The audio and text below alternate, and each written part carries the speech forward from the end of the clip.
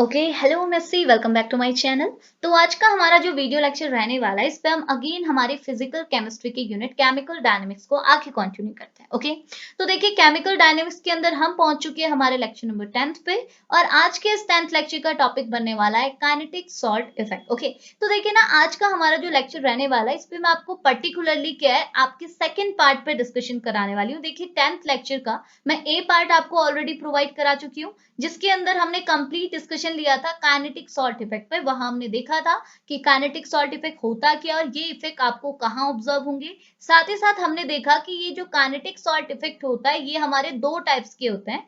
First one is primary salt effect and second one is secondary salt effect. तो ए part पे मैंने आपको primary salt effect पे complete discussion दिया था। हमने देखा था प्राइमरी सॉल्ट इफेक्ट क्या होता है, कहाँ ये इफेक्ट आपको ऑब्जर्व होगा, कैसे ये रेट ऑफ रिएक्शन को अफेक्ट करेगा, साथ ही साथ इसके लिए डेरिवेशन क्या रहेगा, एग्जांपल्स क्या रहेगा, क्या इक्वेशन आएगी, कैसे इसके लिए आप ग्राफ प्लॉट करेंगे, ये सारी चीजें हम लोग ए पार्ट पे कवर कर चुके हैं। ठीक है तो नाउ अब हमारा बचता है सेकंड पोर्शन यानी कि हमारा बचता है सेकेंडरी सॉल्ट इफेक्ट जो कि काफी इजी है प्राइमरी सॉल्ट इफेक्ट के कंपेयर में। तो आपको सारी चीजें डेफिनेटली क्लियर आएंगी और अगर आपने प्राइमरी सॉल्ट इफेक्ट देखा है तो आपको सारी चीजें और आसानी से समझ में आएंगी। ठीक है तो प्राइमरी सॉल्ट इफेक्ट की कॉपी आपकी क्या है सेकेंडरी सॉल्ट इफेक्ट, बट छोटे से माइन्यूट माइन्यूट से आपको यहाँ पे डिफरेंस देखने को मिलेंगे वरना बाकी चीजें बिल्कुल सेम है। ओके तो स्टार्ट करते हैं लेक्चर काइनेटिक सॉल्ट इफेक्ट के अंदर सेकेंड टाइप के इफेक्ट पे विच इज कौन सा है जो कि हमारा कौन सा है सेकेंडरी सॉल्ट इफेक्ट। ओके तो स्टार्ट करते हैं लेक्चर को। तो देखो एक बार मैं आपको वापस से इतनी चीज बता देती हूँ कि काइनेटिक सॉल्ट इफेक्ट क्या था जिससे आपके माइंड पे चीजें बनी रहे।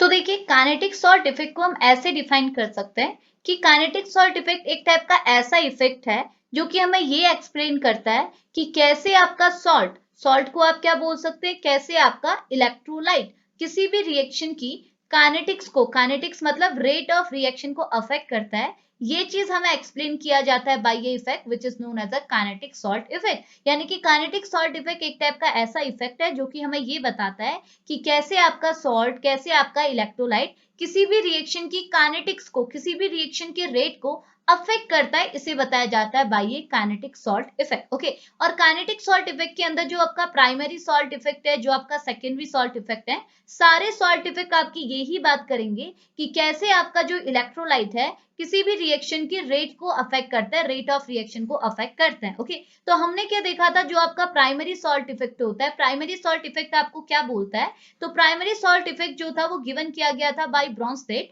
तो ब्रॉन्स्टेड ने अपने इस प्राइमरी सॉल्ट इफेक्ट में ये बोला कि अगर आप किसी भी इलेक्ट्रोलाइट को किसी भी रिएक्शन के अंदर ऐड करते हैं, अगर किसी भी रिएक्शन के अंदर क्या होता है एडिशन ऑफ इलेक्ट्रोलाइट या फिर एडिशन ऑफ सॉल्ट होता है, तो इलेक्ट्रोलाइट की एडिशन की वजह से सॉल्ट की एडिशन की वजह से आपको आयनिक स्ट्रेंथ की वैल्यू में चेंज देखने को मिलेगा, यानी कि आयनिक स्ट्रेंथ की वैल्यू में वेरिएशन आपको देखने को मिलेगा। इस वेरिएशन की वजह से आपको एक्टिविटी कोफिशिएंट की वैल्यू में भी आपको वेरिएशन देखने को मिलेगा, यानी कि एक्टिविटी कोफिशिएंट यानी कि गामा की वैल्यू में भी आपको चेंज देखने को मिलेगा।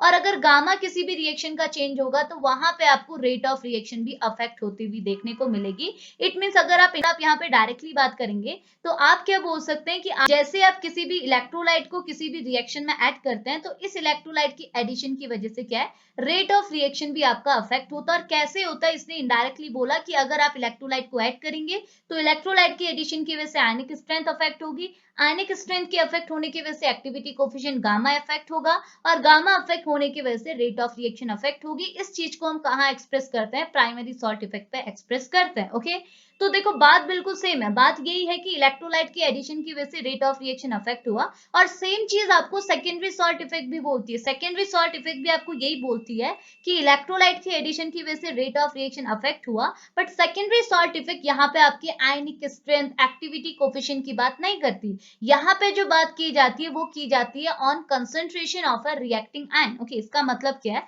सुनिएगा मैं आपको एक्सप्लेन करती हूँ। जैसे आप यहाँ पे देखिए इन दो बॉक्सेस के थ्रू क्या है आपको ये सेकेंडरी सॉल्ट इफेक्ट का कॉन्सेप्ट पूरी तरह से क्लियर हो जाएगा। ये सेकेंडरी सॉल्ट इफेक्ट क्या बोलता है आपको आसानी से समझ में आ जाएगा। ठीक है तो ये बॉक्स आपको क्या बोल रहा है, तो पहला बॉक्स आपको ये बोल रहा है कि जो आपके आर होता है, आर मतलब क्या होता है, आर मतलब होता है रेट ऑफ रिएक्शन।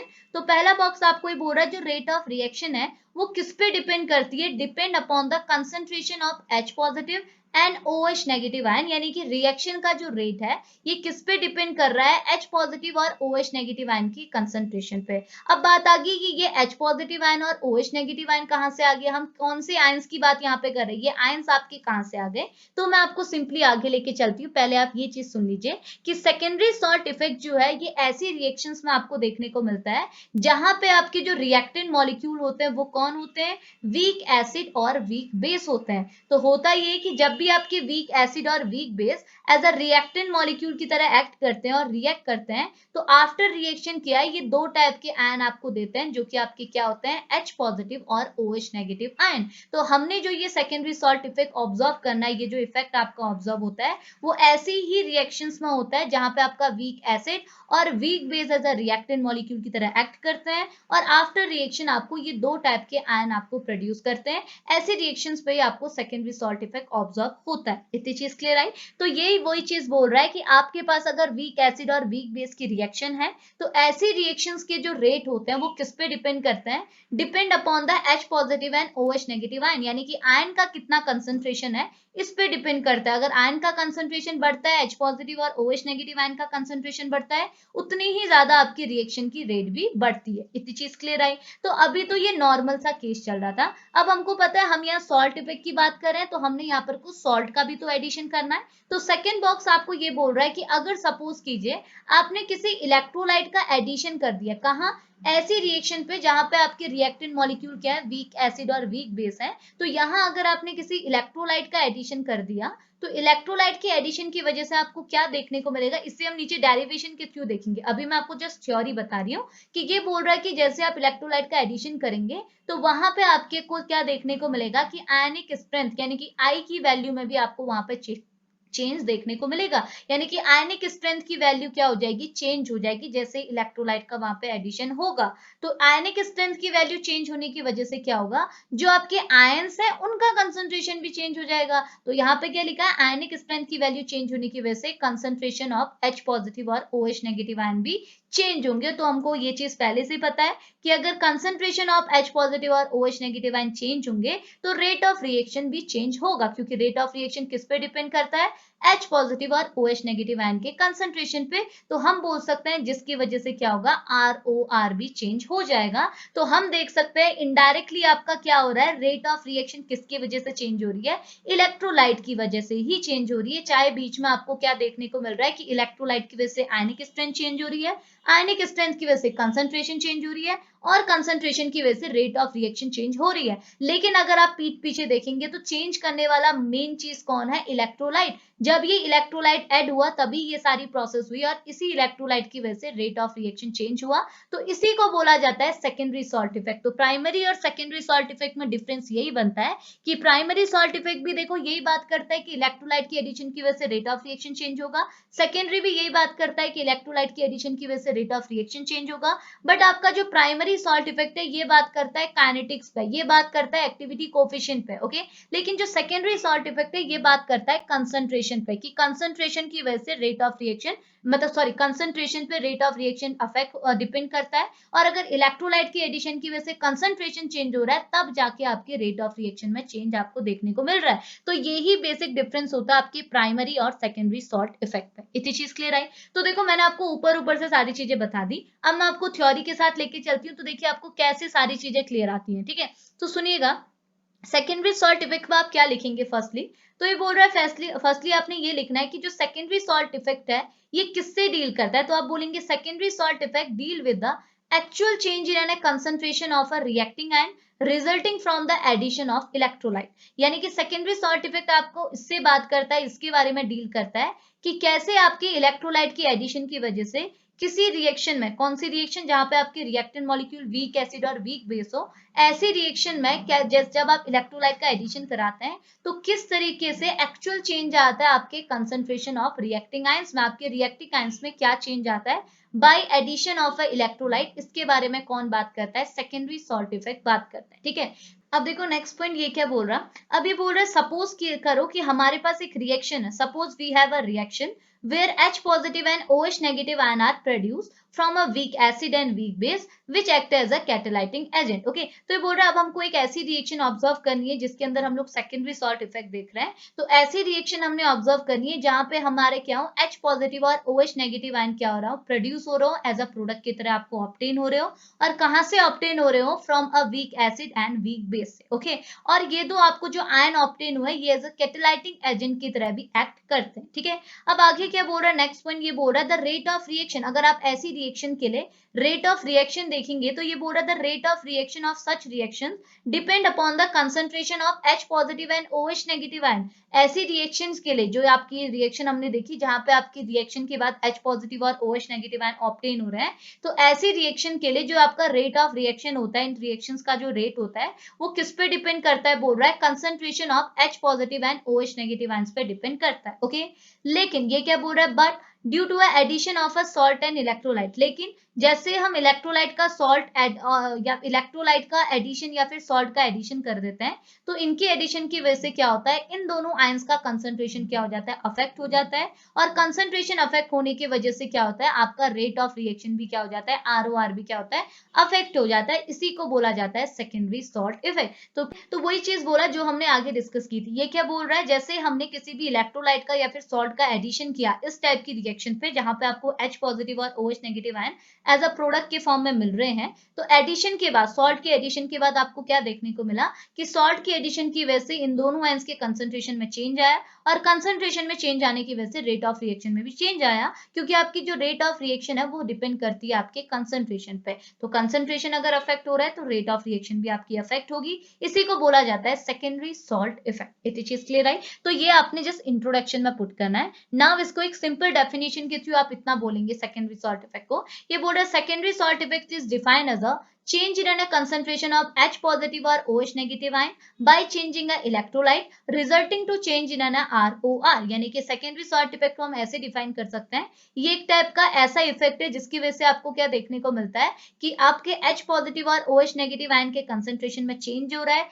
किसकी वजह से, इलेक्ट्रोलाइट की एडिशन की वजह से। और अगर आपके कंसंट्रेशन ऑफ H पॉजिटिव और OH नेगेटिव आयन में चेंज आपको देखने को मिल रहा है इलेक्ट्रोलाइट की एडिशन की वजह से, तो उस रिएक्शन का ROR यानी कि रेट ऑफ रिएक्शन में भी आपको चेंज देखने को मिलेगा। इस इफेक्ट को ही हम क्या बोलते हैं, सेकेंडरी सॉल्ट इफेक्ट। कितना आसान था। तो अब लास्टली यहाँ पे एक और पॉइंट लिखा हुआ है, इसको मैं आपको अभी डिस्कस नहीं कराऊंगी, इसको मैं डिस्कस कराऊंगी जब हम इसका डेरिवेशन डिस्कस करेंगे। ठीक है, अब बात कर लेते हैं डेरिवेशन पे। ठीक है, तो अब ये सेकेंडरी सॉल्ट इफेक्ट का आप डेरिवेशन कैसे शो करेंगे, तो देखो बहुत आसान है, सेम प्राइमरी सॉल्ट इफेक्ट के सिमिलर ही है। तो फर्स्टली आप यहाँ पे क्या बोलेंगे, जैसे आपने प्राइमरी सॉल्ट इफेक्ट पे बोला था कि हम एक रिएक्शन कंसीडर करते हैं, तो सेम चीज बोल रहा है let us consider a reaction. चलो हम एक रिएक्शन कंसीडर करते हैं। ओके, बट यहाँ पे हम रिएक्शन किसकी कंसीडर करेंगे, हमको पता है सेकेंडरी सॉल्ट इफेक्ट हमारे वीक एसिड और वीक बेस में ही ऑब्जर्व होते हैं। तो अभी जो हम पर्टिकुलर डेरिवेशन लिख रहे हैं वो वीक एसिड के करस्पॉन्डिंग देख रहे हैं। तो हमने एक वीक एसिड लिखा है जिसे आप किससे रिप्रेजेंट कर रहे हैं, HA से रिप्रेजेंट कर रहे हैं। तो ये HA हमारा क्या है, एक टाइप का वीक एसिड है। ठीक है, तो अगर हम इस वीक एसिड में रिएक्शन करेंगे तो ये क्या करेगा, रिएक्शन कराएंगे तो ये अपने आयंस में डिसोशिएट होगा। यानी कि आपका जो HA है ये वीक एसिड, ये डिसोशिएट किसमें होगा, आपके H पॉजिटिव आयन में और A नेगेटिव आयन में। तो ये बन गया H पॉजिटिव आयन और A नेगेटिव आयन। और हमको पता है यहाँ पे जो आपका ये H पॉजिटिव आयन है, ये H पॉजिटिव आयन यहाँ पे किसकी तरह एक्ट कर रहा है, एटा कैटालाइजिंग एजेंट की तरह एक्ट कर रहा है। क्योंकि हमने ऊपर ये चीज पढ़ी थी ना, ये देखिए हमने यहाँ पे पढ़ी थी कि हमारा जो ये सेकेंडरी सॉल्ट इफेक्ट है वो हमारे एक टाइप की वीक एसिड और वीक बेस में हमको ऑब्जर्व होता है। और जब हम लोग किसी वीक एसिड और वीक बेस में रिएक्शन कराते हैं तो आफ्टर रिएक्शन ये हमको क्या देता है, H पॉजिटिव और OH नेगेटिव आयन देता है। तो H पॉजिटिव आपको कब ऑब्टेन होते हैं, जब आप वीक एसिड की बात करते हैं, और OH नेगेटिव आपको कब ऑब्टेन होते हैं, जब आप वीक बेस की बात करते हैं। तो अभी हम पर्टिकुलर डेरिवेशन में H पॉजिटिव यानी कि वीक एसिड की बात कर रहे हैं, वीक एसिड का एग्जांपल ले रहे हैं। तो अगर हम वीक एसिड ले रहे हैं तब जाके हमें H पॉजिटिव आयन मिल रहा है। ओके, जब हम वीक बेस लेंगे तो हमको क्या मिलेगा, OH नेगेटिव आयन। और ये दोनों आयन यहाँ पे क्या है, एज अ कैटालाइजिंग एजेंट की तरह एक्ट करते हैं। तो वही चीज इसने यहाँ पे लिखी हुई है कि हम एक रिएक्शन कंसीडर कर रहे हैं। इस रिएक्शन के अंदर हमारा रिएक्टेंट मॉलिक्यूल है वीक एसिड जो है आपका HA। और जब इस HA में क्या होगा, डिसोसिएशन होगा, ये एसिड अपने आयंस में टूटेगा। तो ये टूटेगा H पॉजिटिव आयन और A नेगेटिव आयन में। और यहाँ पे जो आपका H पॉजिटिव आयन है ये एज अ कैटालाइजिंग एजेंट की तरह एक्ट करेगा और इस H पॉजिटिव आयन के कंसंट्रेशन पे ही आपकी रेट ऑफ रिएक्शन क्या होगी, डिपेंड होगी। क्योंकि हमने ये चीज तो पढ़ी थी, हमने बोला कि रेट ऑफ रिएक्शन किस पे डिपेंड करती है, आपके H पॉजिटिव और OH नेगेटिव आयन पे। और ये H पॉजिटिव आयन आपको कहां से ऑब्टेन हो रहा है, वीक एसिड से, और OH नेगेटिव कहां से ऑब्टेन हो रहा है, वीक बेस से। तो हमने जस्ट इतना बोलना है कि हमने एक रिएक्शन कंसीडर की जिसमें हमारा रिएक्टेंट मॉलिक्यूल है वीक एसिड, जो है आपका Ha। तो जब ये Ha क्या हुआ, डिसोशिएट हुआ, रिएक्शन में प्रोसीड किया, तो ये टूटा अपने आयंस में, H पॉजिटिव और A नेगेटिव आयन में। और यहाँ पे जो आपका H पॉजिटिव आयन बना है ये एज अ कैटालाइजिंग एजेंट की तरह एक्ट करेगा और इस H पॉजिटिव आयन के कंसंट्रेशन पे हमारी रेट ऑफ रिएक्शन डिपेंड होगी। इतनी चीज क्लियर आई। अब हमने यहाँ पे रिएक्शन शो की है, देखो रिएक्शंस मैंने लिख ली। अब इस रिएक्शन में आप देख सकते हैं आपके रिएक्टेंट और प्रोडक्ट के बीच में कैसी रिएक्शन यहाँ पे बनी है, रिवर्सिबल रिएक्शन आपको यहाँ पे देखने को मिल रही है, यानी कि ये रिएक्शन आपकी एक टाइप की रिवर्सिबल रिएक्शन है। ओके, तो अब हम लोग क्या करेंगे, इस रिएक्शन का कुछ कांस्टेंट भी होगा, तो इसे हम बोल रहे हैं डिसोसिएशन कांस्टेंट, जिसको हम रिप्रेजेंट कर रहे हैं बाय Ka। तो अब हमने क्या करना है, यहाँ पर को डिसोसिएशन कांस्टेंट की वैल्यू को निकालना है। तो इस इक्वेशन के लिए, इस रिएक्शन के लिए कुछ ना कुछ डिसोसिएशन कांस्टेंट की वैल्यू होगी। तो डिसोसिएशन कांस्टेंट को हमने रिप्रेजेंट किया Ka। तो डिसोसिएशन कांस्टेंट की वैल्यू क्या होगी, हमको पता है डिसोसिएशन कांस्टेंट किसके इक्वल होगा, प्रोडक्ट के कंसंट्रेशन अपॉन रिएक्टेंट के कंसंट्रेशन के इक्वल होगा। यानी कि हम प्रोडक्ट का कंसंट्रेशन लेंगे अपॉन में रिएक्टेंट का कंसंट्रेशन लेंगे, जो वैल्यू आएगी वो हमारे डिसोसिएशन कांस्टेंट के इक्वल होगी। तो हमने लिखा dissociation constant Ka is equal to concentration of product, product कौन है, H पॉजिटिव आयन और A नेगेटिव आयन, तो concentration of H positive ion, concentration of A negative ion divided by concentration of reactant, यानी कि concentration of Ha। तो ये जो हमें इक्वेशन ऑब्टेन हुई, ये हमारे डिसोसिएशन कांस्टेंट की इक्वेशन हमको ऑब्टेन हुई है। इतनी चीज कर लेंगे।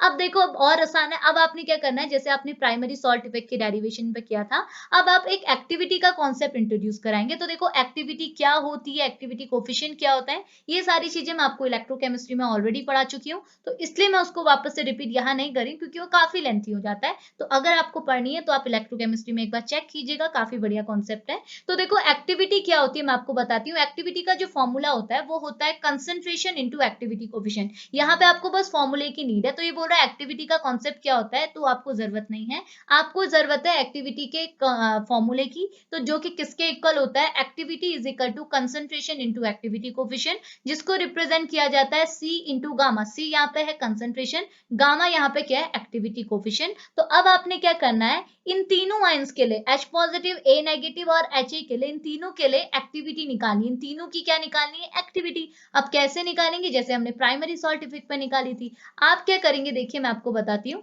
जैसे आपने H पॉजिटिव आयन की एक्टिविटी निकालनी है तो आप लिखेंगे activity of H positive ion, ये किसके इक्वल होगी, concentration of H positive ion. आपने कंसंट्रेशन पूरा C कंसंट्रेशन लिखने की जरूरत नहीं है, आप जिस H पॉजिटिव आयन को स्क्वायर ब्रैकेट के अंदर डालेंगे तो ये रिप्रेजेंट करता है कि आप कंसंट्रेशन की बात कर रहे हैं, इनटू क्या हो जाएगा, गामा H, यानी कि आप किसकी बात कर रहे हैं, एक्टिविटी कोफिशिएंट ऑफ हाइड्रोजन की बात कर रहे हैं। तो ये बन गई हमारी एक्टिविटी ऑफ हाइड्रोजन। इतनी चीज क्लियर आई। सिमिलरली आप एक्टिविटी ऑफ A भी निकालेंगे तो क्या लिखेंगे, A के नीचे में बेस में क्या लिखेंगे, A, और इस ये किसके इक्वल होगा, कंसंट्रेशन ऑफ A और एक्टिविटी कोफिशिएंट यानी कि गामा ऑफ A।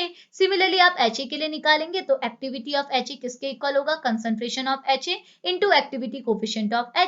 तो ये तीन इक्वेशन आपको यहाँ पे ऑब्टेन हो जाएगी, equation first, equation second and equation third. Okay, अब इन इक्वेशन का आप क्या करेंगे, आपने कुछ नहीं करना, इन इक्वेशन को पुट कर देना है इनकी वैल्यूज पे, यानी कि एक्टिविटी की वैल्यू जो आपकी निकली है H पॉजिटिव के लिए, उसे आप H पॉजिटिव के प्लेस में पुट करेंगे, एक्टिविटी ऑफ A को आप A की कंसंट्रेशन में पुट करेंगे और एक्टिविटी ऑफ Ha को आप Ha के कंसंट्रेशन में पुट करेंगे। तो जैसे आप ये वैल्यूज पुट करेंगे तो आपको क्या देखने को मिलेगा कि आपकी इक्वेशन क्या बन गई, Ka इज इक्वल टू क्या बन गया, देखो आपका concentration into activity coefficient, concentration into activity coefficient divided by concentration into activity coefficient. तो हमारा एक्टिविटी का फॉर्मूला ये तो था, कंसंट्रेशन इनटू एक्टिविटी कोफिशिएंट। तो हमारी इक्वेशन कुछ इस तरीके से मॉडिफाई हो गई। इतना हुआ। अब देखो तीसरा स्टेप, अब आपको क्या करना है, अब देखो आपको पता है इस पर्टिकुलर रिएक्शन के अंदर जो आपकी रेट है वो किस पे डिपेंड कर रही है, concentration of H positive ion. यानी कि अगर आपको H पॉजिटिव आयन का कंसंट्रेशन पता चल जाए तो आपको रेट भी पता चल जाएगा, क्योंकि हमारा रेट जो है वो H पॉजिटिव आयन की कंसंट्रेशन पे डिपेंड कर रही है। तो अब हमने क्या करना है, यहाँ से H पॉजिटिव आयन को आगे निकालना है। क्यों, क्योंकि ये क्या रिप्रेजेंट कर रहा है, H पॉजिटिव को अगर मैंने स्क्वायर ब्रैकेट में रखा है, इसका मतलब मैं बात कर रही हूँ concentration of H positive ion. तो अगर अगर मुझे concentration of H positive ion मिल जाए तो मुझे रेट तो खुद ब खुद मिल जाएगी। तो मैं क्या करूंगी, इस H पॉजिटिव आयन को लेफ्ट हैंड साइड में ऐड करूंगी। तो जैसे ये मेरा लेफ्ट हैंड साइड में हो जाएगा तो क्या होगा, ये वैल्यू आपकी उल्टी हो जाएगी, जैसे हमारे प्राइमरी सॉल्ट इफेक्ट में भी हुआ था, ये वैल्यूज उल्टी हो जाएंगी और K कहाँ चले जाएगा, राइट हैंड साइड में चले जाएगा। तो हमारा H पॉजिटिव आयन का कंसंट्रेशन किसके इक्वल हो जाएगा, Ka इंटू क्या हो जाएगा, Ha का कंसंट्रेशन इंटू Ha का क्या हो जाएगा, गामा, यानी कि एक्टिविटी कोफिशिएंट, डिवाइडेड बाय आपका क्या बचेगा, सिर्फ यहाँ पर को गामा H, क्योंकि H पॉजिटिव आगे चला जाएगा,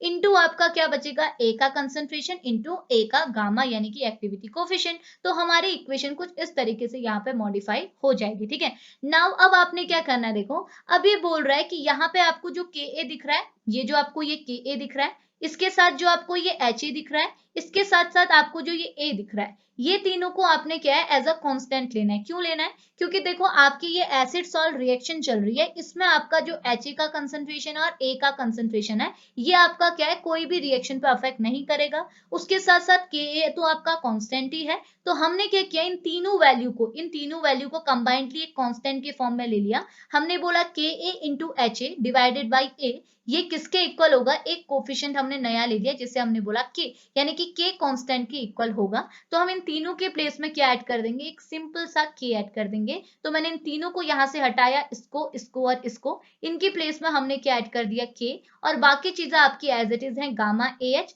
divided by gamma H into gamma A। तो ये इक्वेशन हमको मिल गई, इसे हमने बोला इक्वेशन फर्स्ट। इतनी चीज क्लियर आई। अब इस इक्वेशन से हमको क्या देखने को मिला, कि हम देख सकते हैं यहाँ पे कि रेट ऑफ रिएक्शन और concentration of H positive ion में कितना क्या रिलेशनशिप है। तो हमको देखने को क्या मिल रहा है कि H पॉजिटिव आयन जो है वो रेट ऑफ रिएक्शन की क्या है, डायरेक्टली प्रोपोर्शनल है। यानी कि हम बोल सकते हैं rate of reaction is directly proportional to a concentration of H positive ion. इससे हमें ये चीज पता चला कि जितना ज्यादा आपके H पॉजिटिव आयन का कंसंट्रेशन बढ़ेगा, उतनी ही ज्यादा आपकी रेट ऑफ रिएक्शन बढ़ेगी। जो हमने यहाँ पे लिखा था, हमने बोला रेट ऑफ रिएक्शन किस पे डिपेंड करती है, depend upon the concentration of H positive और ON नेगेटिव आयन। तो ये चीज हमको कहाँ से ऑब्टेन हुई, ये इस डेरिवेशन से हमको पता चला। ये डेरिवेशन जब हमें मिला, इससे हमें पता चला कि रेट ऑफ रिएक्शन जो है वो concentration of H positive ion पे डायरेक्टली डिपेंड करती है। अगर H पॉजिटिव आयन का कंसंट्रेशन बढ़ेगा तो रेट ऑफ रिएक्शन भी आपकी खुद ब खुद बढ़ेगी। इतनी चीज क्लियर है।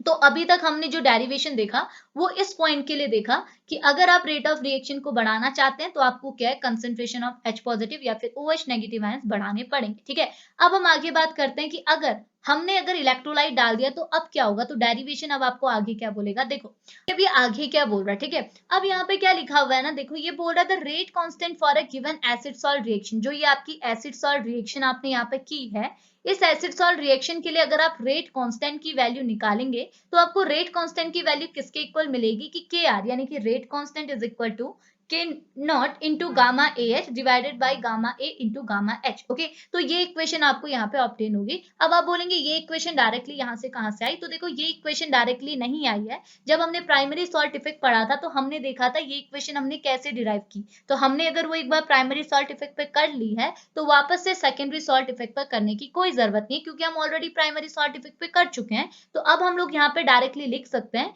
कि अगर हम इस रिएक्शन के लिए रेट कांस्टेंट की वैल्यू निकालना चाहते हैं तो हम इसे किसके इक्वल रखेंगे, Kr is equal to K naught into gamma Ha divided by gamma A into H। और ये सेम इक्वेशन आपने प्राइमरी सॉल्ट इफेक्ट पे भी देखी थी। ठीक है, अब यहाँ पे क्या बोल रहा है, आपका Kr तो हो गया रेट कांस्टेंट और K नॉट आपका क्या है, ये भी आपका रेट कांस्टेंट है, लेकिन in the absence of secondary effect. जब आपने सेकेंडरी इफेक्ट को क्या है, अब्सेंट किया हुआ, यहाँ पे सिर्फ प्राइमरी इफेक्ट का कॉन्सेप्ट जब ऐड है। ठीक है, तो ये इक्वेशन आपको ऑब्टेन होती है। अब आप क्या करते हैं, जैसे आपने प्राइमरी सॉल्ट इफेक्ट पे किया था, अब इस पूरी इक्वेशन में आप क्या लगा देंगे, लॉग। ठीक है, तो आप लॉग लगाएंगे तो ये क्या बनेगा, लॉग Kr, और ये क्या बनेगा, लॉग K नॉट। प्लस में आपका क्या आएगा, देखो ये प्लस में क्यों आएगा, मैंने वहां भी बोला था जब आप A और A इंटू बी का लॉग करते हैं तो ये किस में कन्वर्ट होता है, log A plus log B में ये कन्वर्ट होता है। यानी कि इंटू वाली चीजें किस में कन्वर्ट हो जाती है, प्लस में। तो ये हमारा A है और ये हमारा B है, तो अगर हम लॉग बनाएंगे तो ये क्या बन जाएगा, लॉग K नॉट, प्लस ये क्या हो जाएगा, प्लस में आएगा लॉग गामा Ha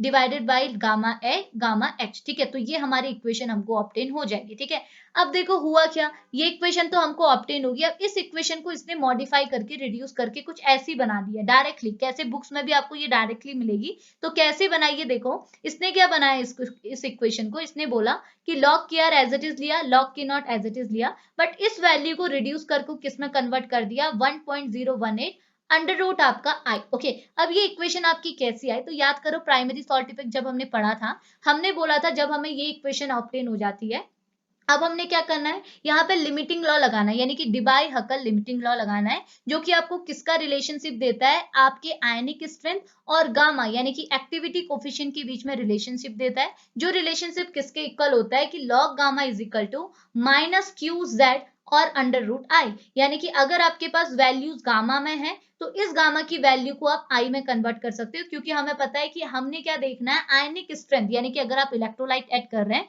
तो आयनिक स्ट्रेंथ हमने बोला ना, जब देखो हम इलेक्ट्रोलाइट ऐड करते हैं तो हमारी आयनिक स्ट्रेंथ की वैल्यू में आपको चेंज देखने को मिलता है, और अगर आयनिक स्ट्रेंथ की वैल्यू में चेंज आए तब हम लोग कंसंट्रेशन में चेंज आए की बात करते हैं। तो हमको क्या करना है, जो हमारी ये वैल्यू आई है, ये हमारी वैल्यू किस में आई है, एक्टिविटी कोफिशिएंट में आई है, यानी कि गामा में आई है, तो हमने इस गामा को किस में कन्वर्ट करना है, आयनिक स्ट्रेंथ में कन्वर्ट करना है, ताकि हम रिलेशन को समझ सकें। तो इन दोनों के बीच में एक रिलेशनशिप एस्टेब्लिश किया गया था बाय ए डिबाई हकल लिमिटिंग लॉ, जिसने बोला था कि जो आपका लॉग गामा होता है वो किसके इक्वल होता है, माइनस क्यू, क्यू आपका कांस्टेंट होता है जिसकी वैल्यू आपकी अप्रॉक्स 0.51 होता है, जेड होता है आपका चार्ज ऑफ आयन, जो आपके आयन से इनका कितना चार्ज है, और अंडर रूट आई। तो आप क्या कर सकते हैं, यहाँ पे आपने लॉग गामा की वैल्यू पुट करके आई की वैल्यू रख सकते हैं। तो अगर आप यहाँ पर सारी वैल्यूज पुट करेंगे, कौन कौन से चार्ज है आपके पास, दो टाइप के स्पीसीज हैं, एच पॉजिटिव और ए नेगेटिव, अगर आप इनकी वैल्यू पुट करके यहाँ पर को वैल्यू निकालेंगे तो वैल्यू आपको कुछ इस टाइप की देखने को मिलेगी, वैल्यू बन जाएगी आपकी 1.018, और ब्रैकेट में आपको क्या मिलेगा, अंडर रूट आई, क्योंकि ये वैल्यूज तो आपकी फिक्स है, समझ में आ रहा ना। आप लॉग गामा, ये जो आपका गामा एच है ये आपका पूरा है, देख रहे हो ना आप, ये देखो लॉग गामा, ये है आपका लॉग गामा, ठीक है। इस लॉग गामा की आपने यहाँ पर को वैल्यू पुट किया, एच ए के लिए वैल्यू पुट किया, एच ए के लिए आप पहले यहाँ पर को क्यू की वैल्यू पुट करोगे, एच ए का चार्ज यहाँ पे पुट करोगे, और चार्ज पुट करने के बाद आई तो आपका कांस्टेंट रहेगा, तो आपको कुछ वैल्यू मिलेगी। सिमिलरली आप लॉग गामा एच ए के बदले क्या लोगे, ए लोगे, एक बार आप एच लोगे, तो वैल्यू जब आप सॉल्व करोगे तो आपको वैल्यू किसके इक्वल मिलेगी, 1.018, तो ये सारी वैल्यूज गिवन है तो आप 1.018 के इक्वल लोगे, और बाहर आपके क्या आ जाएगा, रूट आई। तो अब आप देख सकते हैं यहाँ पे आपको क्या है, गामा के बदले आपको क्या मिल गया, रूट आई मिल गया। इसका मतलब क्या है, अब हमने एक रिलेशनशिप यहाँ पे हम देख सकते हैं किसके बीच में, जो आपका कांस्टेंट है और आपका आयनिक स्ट्रेंथ के बीच में, और हमको यही तो देखना है कि आपका जो आयनिक स्ट्रेंथ है वो कैसे रेट ऑफ रिएक्शन को अफेक्ट करता है, क्योंकि जब आप इलेक्ट्रोलाइट ऐड करते हैं तो आयनिक स्ट्रेंथ चेंज होता है,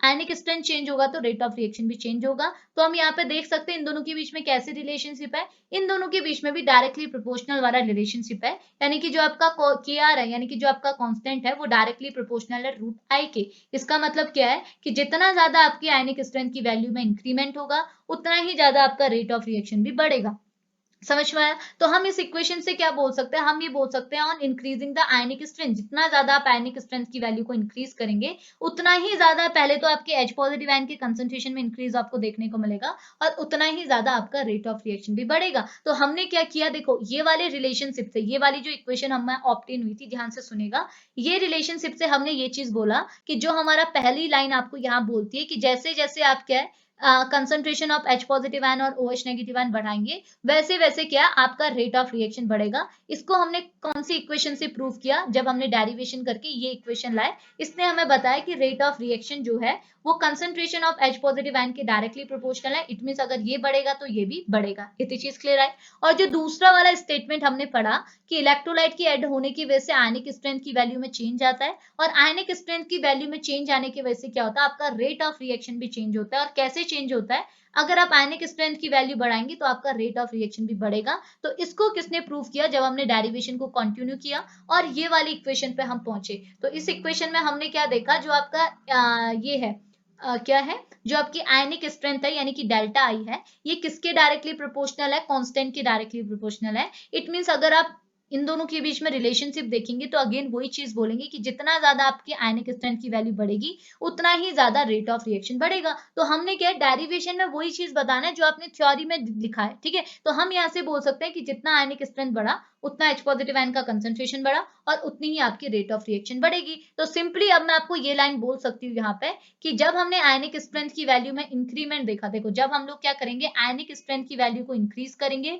उतना ही ज्यादा एच पॉजिटिव आयन की वैल्यू में भी इंक्रीजमेंट होगा और उतना ही ज्यादा आपकी रेट ऑफ रिएक्शन भी बढ़ेगी। इसका मतलब अगर आप इलेक्ट्रोलाइट का एडिशन कर रहे हैं, इलेक्ट्रोलाइट की एडिशन की वजह से जितना ज्यादा आप इलेक्ट्रोलाइट को ऐड करेंगे उतनी ज्यादा आपकी आयनिक स्ट्रेंथ की वैल्यू इंक्रीज होगी, उतना ही ज्यादा H पॉजिटिव आयन का कंसंट्रेशन बढ़ेगा और उतनी ही ज्यादा आपकी रेट ऑफ रिएक्शन बढ़ेगी। तो हमने सेकेंडरी इफेक्ट के थ्रू देख लिया कि कैसे आपका इलेक्ट्रोलाइट किसी भी रिएक्शन की रेट को अफेक्ट करता है। तो according to secondary salt effect क्या हुआ कि आपका जो इलेक्ट्रोलाइट है वो रेट ऑफ रिएक्शन को कैसे अफेक्ट करता है, ये दोनों के बीच में डायरेक्टली रिलेशनशिप है। अगर इलेक्ट्रोलाइट बढ़ाओगे तो आपका रेट ऑफ रिएक्शन भी बढ़ेगा। इतनी चीज क्लियर है। तो ये चीज हमने बात करनी है सेकेंडरी सॉल्ट इफेक्ट पे। इतना आया ना? तो होप आपको ये क्लियर आया होगा लेक्चर। तो आपने अगर प्राइमरी सॉल्ट इफेक्ट देखा होगा तो और आपको और ज्यादा क्लियर होगा, क्योंकि ये वही चीज है जो हम ऑलरेडी प्राइमरी इफेक्ट पे डिस्कस कर चुके हैं। ठीक है, तो वो लेक्चर थोड़ा लेंथी था, तो अभी इस लेक्चर को हम यहीं पे फिनिश कर लेते हैं। मिलेंगे नेक्स्ट लेक्चर पे, तब तक के लिए बाय बाय।